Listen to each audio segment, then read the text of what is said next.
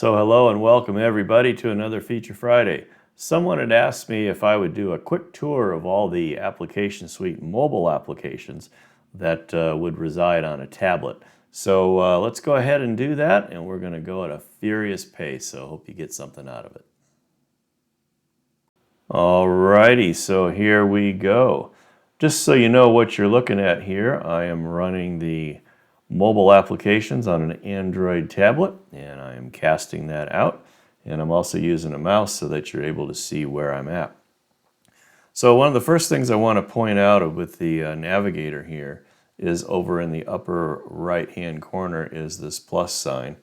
And so this is where you would add new records. Some of the applications do not have an add record icon within them. And so you would come out here and do that. And you can see creating work orders and service requests, inspections, and assets as well. So be aware of that. Of course, over here in the further right-hand side is your user profile. That's who you're logged in as. That's also where you're going to log out. So just a little bit to know there. All right, so let's get into the tiles. So these first three tiles, My Schedule, Materials and Tools, and Map, are all basically the technician application. So you're able to look at materials and tools as well as the map within the technician application once you're in there. But you can also launch them from out here, or those sections of the app, I should say. So what I'm going to do is I'm going to launch the My Schedule tile here, and that takes me right into the work orders. As most of the applications that are in Application Suite, in the upper left-hand corner, you have your queries that are preset so that you can organize your list of records that you have here. Okay?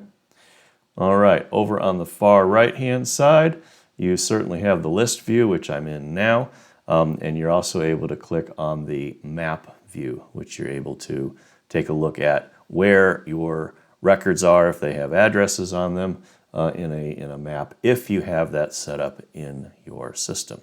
Okay? You'll also notice over here on the far right-hand side is your synchronization icon to get new records. If you've been offline or you know changes have been made back on the server, you can resync to get that new information. Also, you've got your search icon, you've got your filter icon as well that you can use to filter your lists. Work orders are shown as a list going from top to bottom. And you can see you have important elements such as their description, what their work type is, the actual work order number, the location and the asset as well.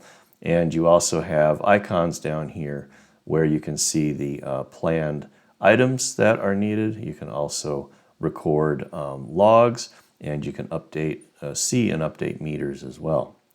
Over on the right-hand side, you have the current status, you have the priority, and it's a very easy matter of clicking into the record over here on the right-hand side to actually open it up. You'll also notice that there, all over these applications, is the quick blue icon. If you just want to start the work and start recording your time, then you can go ahead and do that there. All right, so go ahead and open the application. Or, I'm sorry, open the record, I should say. And now you get all of the details about the particular work order. Notice down here you've got a continuation of the icons to look at more information. This is where you can see the actual tasks, if there are any on the work order. And then, of course, you can record your actuals and such here as well. Okay. This is the actual asset. If it has a picture, you would see it. You're able to indicate uptime, downtime. You can see its operational calendar, and of course you can see its meters as well, and even update the meters. Notice here at the very bottom of the work order record, you can add attachments. So you could take pictures on your mobile device and then add those attachments to the work order record, and then those get synchronized back to the server. And then, of course, if there's any follow-up work, you can generate a work order there as well. Okay? And that's pretty much it on the technician application. Obviously, best to work with the app a little bit to see if there's other feature functionality that might be useful to you. All right, so let's move on to a different application. I come down here to the bottom right and hit the 9 dots, and I'm going to go and open up the approvals tile. So once we open that up, The point of the approvals application is for supervisors to see those work orders that need to be reviewed and possibly approved. Again, upper left corner, you have your queries that bring in and reorder the list of records for you. You have your search and filtering and such over here on the side, like we mentioned. And just like with the Technician app, if you click and open up the work order, you have a very similar view that you have over in the Technician application. So you can either change the status here in the waiting for approval, or you can just go ahead and click approve, and now that work order is in an approved status. And that's pretty much it on the approvals application. All right, so let's go over to the service request tile now. So again, lower right corner, hit the 9 dots, and service request is over here on the left-hand side. So just like the traditional application, you will notice that the requests that you see are the requests that this particular user has submitted. Okay? And you're able to do some searching and such here within this application, as you'd imagine. And notice this is a little bit unique over on the right-hand side, as you do have a plus sign to very quickly create a new service request. Okay? The user can open up the service request if they'd like, and you can see they have some icons here to identify or see the attachments. And of course, since they are the user that created the service request, they're actually able to delete them as well if they've been given that authority. All right, moving on, let's go take a look at some inventory applications. And so there's 3 of them right here in the middle. Let's start with inventory counting.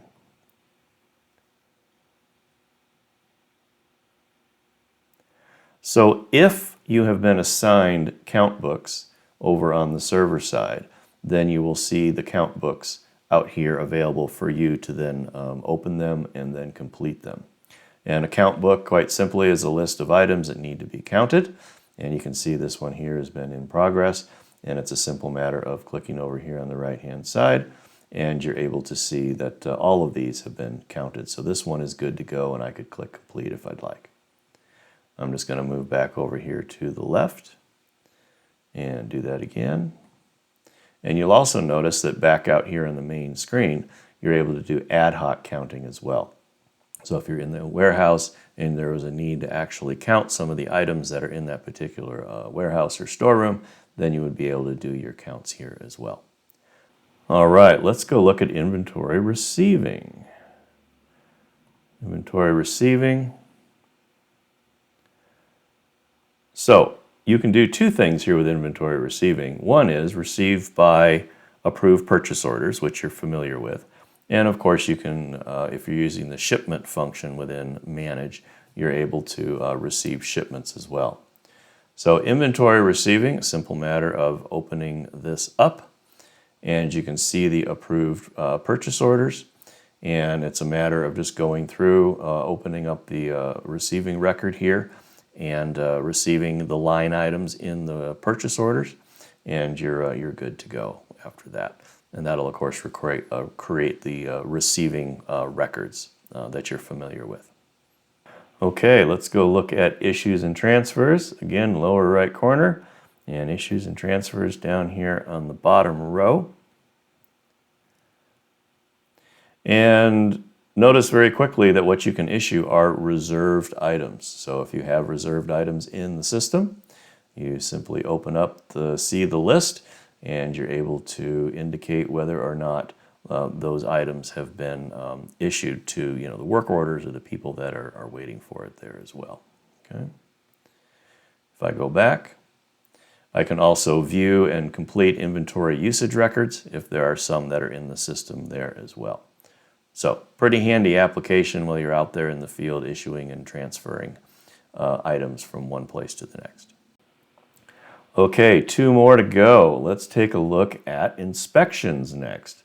So inspections are over here on the right-hand side, and making the assumption that you have been assigned inspections or there are pending inspections, then those records will appear out here in the mobile application. And I'll make another note here about the upper left corner where those queries are located for you to use.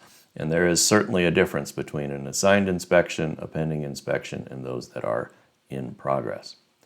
Once the inspections are open and available to you, you can see where they came from, you can see what their status is, and probably the most important part is to actually start the inspection. Go ahead and click that, give it a moment to render, and you can see for this particular one I've got some questions to answer as far as the date that it was exercised, how many times it was turned. This is a valve we turn on a regular basis. The status of the valve, that I left it, open or closed, any observations and that sort of thing. When I'm done answering those questions, as typical in an inspection form, I would come up here and click complete and go from there. Okay. You'll notice this is one of the applications that does not have a plus sign in it. So if you wanted to perform an ad hoc or an unscheduled inspection, you'd go out to the main application, and the main navigator, I should say. We'll go out there and upper left corner, click the plus sign, and I can do an ad hoc inspection if I'd like. All right, one more main application to take a look at, and that will be the assets or asset management application. So the key to this application is that the asset records need to have an owner. So if you are an owner or a custodian, I should say, of the asset, then those assets will show up on your list. So one of the first points of configuration you might want to do is to take a look at the query for what my assets means and maybe adjust it so that it means the right thing to you. So again, like any other application, you've got a list view over here in the upper right. You can look at the records in a map view if your system is set up for the maps. And you can see down here, I just have a pretty simple description or simple amount of information for the asset itself. I can take a look at its meters if I'd like, see the last meter readings that were done. And then, of course, I can open up the asset record and I can change the status of it. I can report up or down time, and I can also do some editing. You'll notice over here on the right-hand side there is a certain degree of editing that I can do on this particular record. Okay, I can change its classification, I could change its vendor, manufacturer. Again, I could do meter readings and that sort of thing. And of course, if the asset record had some attachments, I would be able to view them here as well. Okay, and finally, not necessarily applications, but down here in the lower right corner, there is a settings tile where you as a user are able to set how things are displayed and the degree of synchronization that is done when you launch the application. And then there's, of course, help and support, which gives you versions. And there is logging as well. So you may have a time you're having some issues, and tech support will ask for the logs off of the mobile device. And you'll find them located here under help and support. Okay, so there you go, a whirlwind tour of the application suite, mobile applications. Get yourself a tablet, whether it's iOS or Android, it's all the same. Hook it up to a current version of Application Suite, which as of the production of this video is 8.11. Load up the applications, make sure you have security group access to them, and you can do an awful lot of exploration with them. So hope this was helpful. We'll talk to you next Friday.